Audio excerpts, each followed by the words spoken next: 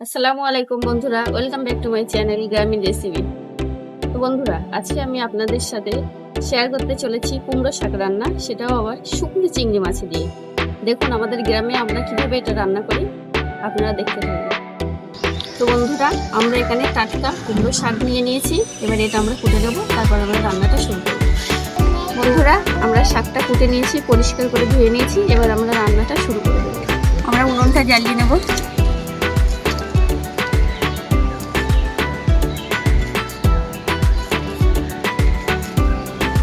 বন্ধুরা, কড়াইটা গরম হয়ে গেছে, এবার আমি সরিষার তেল দিয়ে দেবো।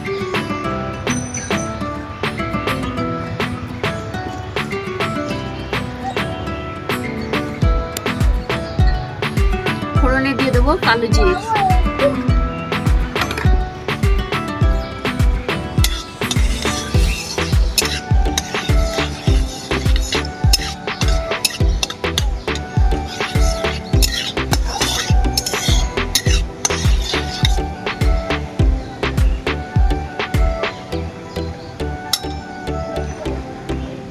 শুকনো চিংড়ি মাছটা ঢেলে দেবো।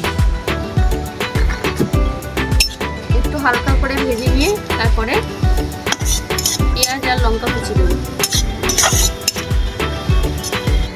এবার দিয়ে দেবো পেঁয়াজ আর লঙ্কা কুচি।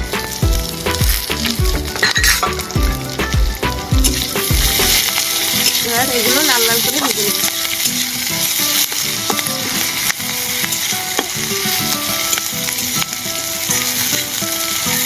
এবার দিয়ে দেবো 1 চামচ আদা রসুন বাটা।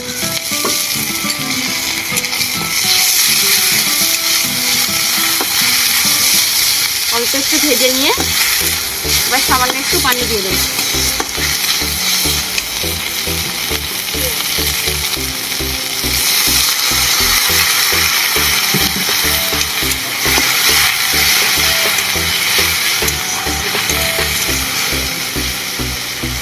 এবার গুঁড়ো মশলাগুলো দিয়ে দেবো।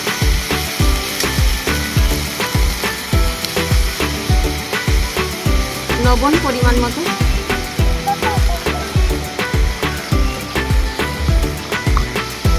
8 চামচ হলুদ, 1 চামচ জিরে গুঁড়ো,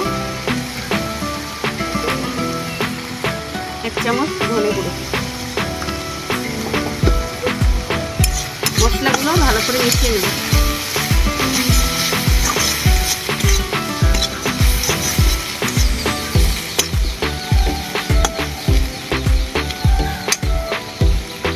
এবার পানি দিয়ে দেবো।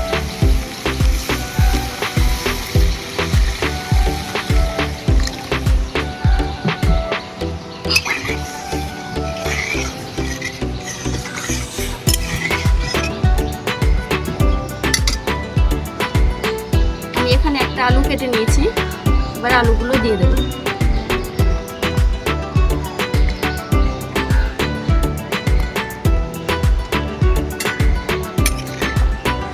এবার ঢাকনা দিয়ে একটু ঢেকে দেবো।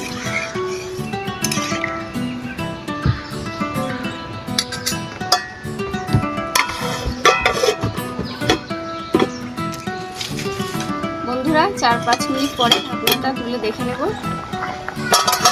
পানিটা ফুটে গেছে। এবার কেটে রাখা কুমড়ো শাকগুলো দিয়ে দেব।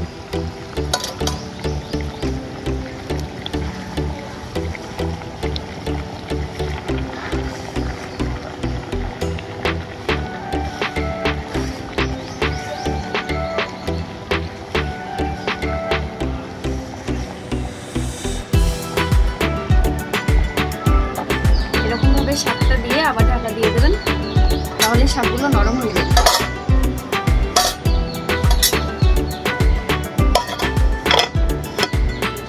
4-5 মিনিট পরে ঢাকনাটা তুলে দেখে নেবো একটু।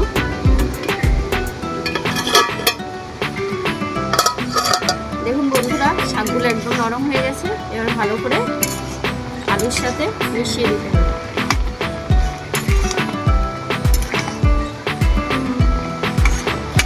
এই পর্যায়ে এসে যদি মনে হয় আরেকটু পানি দিতে হবে, তাহলে অল্প করে একটু পানি দিয়ে দেবেন। আমার এখানে আরেকটু পানি দিতে হবে।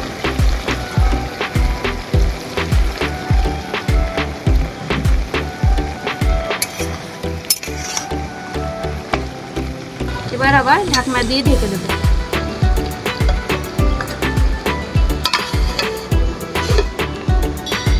আবার 5-7 মিনিট পরে ঢাকনাটা খুলে দেখে নেব।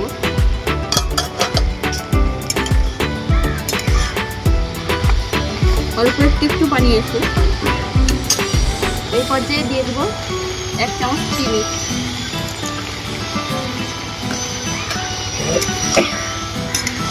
চিনি দিয়ে একটু ভালো করে মিশিয়ে দেবো।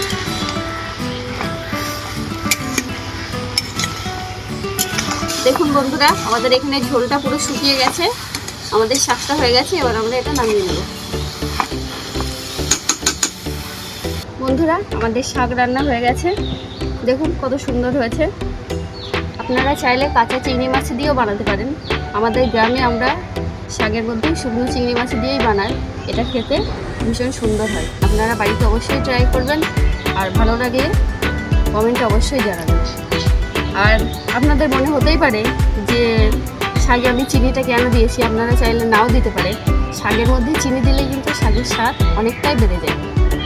তো ভিডিওটি যদি আপনাদের ভালো লেগে থাকে তাহলে অবশ্যই লাইক, কমেন্ট, শেয়ার করবেন। আর আমাদের চ্যানেলে নতুন নতুন রেসিপি দেখতে অবশ্যই চ্যানেলটি সাবস্ক্রাইব করবেন। ধন্যবাদ।